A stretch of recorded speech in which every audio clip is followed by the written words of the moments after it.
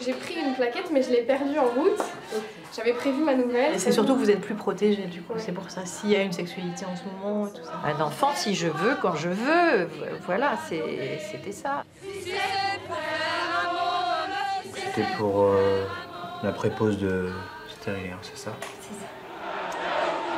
Le combat pour une maternité choisie, le cœur des revendications féministes au début des années 70 et la porte d'entrée en militantisme pour beaucoup d'entre elles, comme Anita, bénévole au planning familial depuis bientôt 50 ans.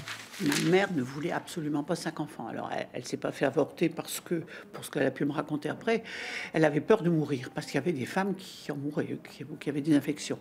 Donc, elle n'a pas rien fait, mais elle m'a dit qu'après le 5e, passer devant une maternité et entendre des cris de bébé, elle faisait un détour. Vous voyez le rejet qu'il y avait d'avoir un enfant supplémentaire. Donc, je suis quand même issue de ça. Contraception, avortement, des questions au cœur de la vie des femmes, mais pas des revendications de mai 68. Si les femmes sont dans les cortèges et participent activement aux grèves, leurs droits ne font pas encore l'objet des slogans.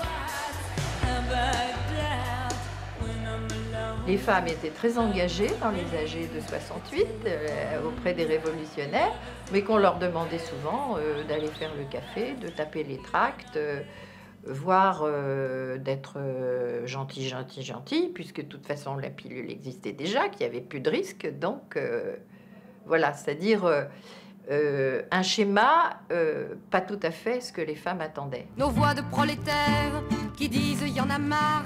Marre de se lever. On résume ça souvent en disant que mai 68 a oublié les femmes, en tout cas du point de vue des revendications. Sans doute à ce moment-là aussi, certaines ont pris conscience de l'hégémonie masculine dans le milieu militant. Donc, d'une certaine manière, mai 68 a un rôle dans l'émergence du féminisme. Dépôt de la gerbe à la femme du soldat inconnu, manifeste des 343 femmes ayant avorté. Le mouvement féministe prend de l'ampleur, mais en attendant, celles qui tombent enceintes se débrouillent comme elles peuvent. Il y avait un gynéco à Lille, et c'était pas le planning, c'était un gynéco qui, quand on allait le voir en disant qu'on avait un retard de règles, il donnait un médicament qui les faisait venir, et après on allait à l'hôpital en disant je saigne, je dois faire une fausse couche, et on faisait un curetage. En fait, il faisait des avortements sans le dire, et la femme qui recevait les médicaments ne le savait pas non plus. Il lui donnait quelque chose qui ferait saigner. Depuis la nuit des temps, les femmes... Quand j'ai eu mon permis, je me souviens qu'en 2 chevaux, je suis allée en Hollande pour une petite voisine. Pour aller faire un avortement? Un avortement, oui.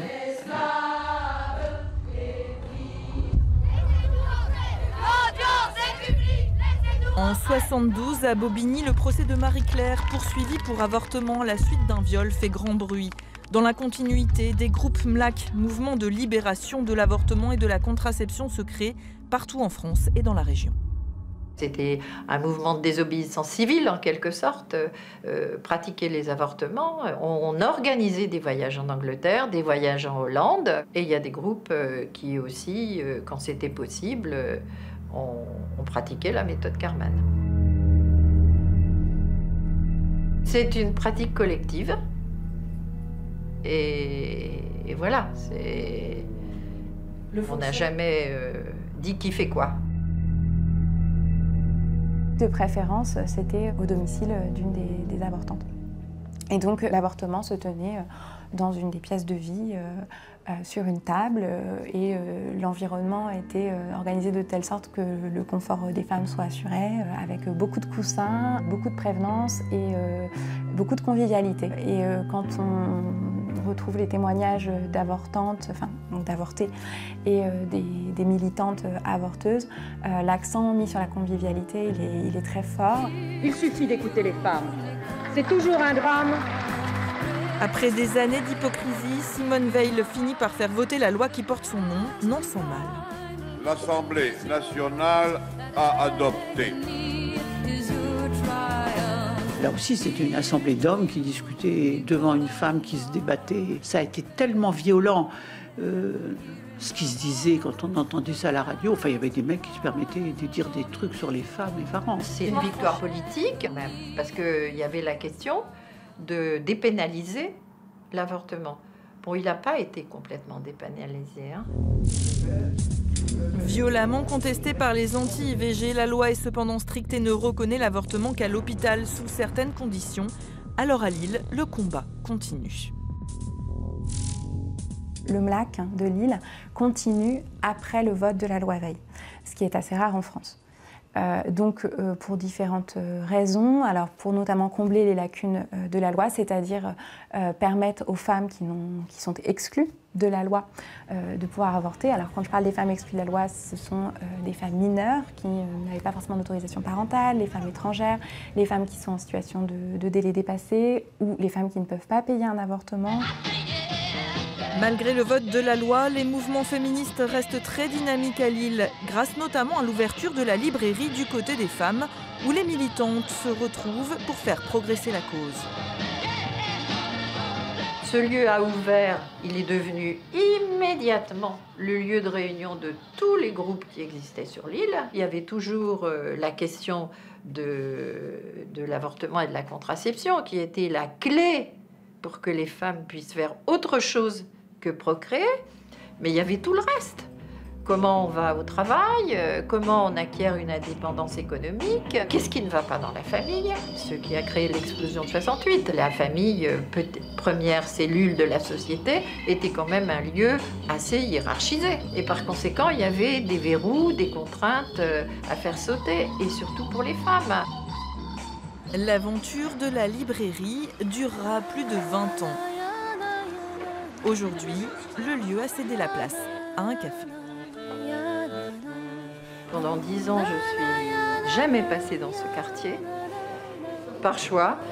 Et bon, maintenant oui, mais bon, la nostalgie s'estompe. Qui sommes sans passer, les femmes. Au fil des années et des acquis, les associations féministes disparaissent. Subsiste juste la plus institutionnelle, le planning familial. Le planning, c'est un peu notre deuxième maman, on va dire, quand on a des soucis ou qu'on n'ose pas trop en parler. C'est vrai que c'est une bonne alternative. Moi, je suis arrivée, ça existait déjà. Mais j'ai conscience que c'est un lieu qu'il faut préserver et qui, pour moi, est quand même très important par rapport aux femmes. Ouais. Je suis contente d'avoir fait ça dans ma vie, à faire avancer le droit des femmes. Bon, parce qu'il y a d'autres domaines où je crois pas que mes combats ont toujours été victorieux, mais non, ça sur ce droit-là, oui.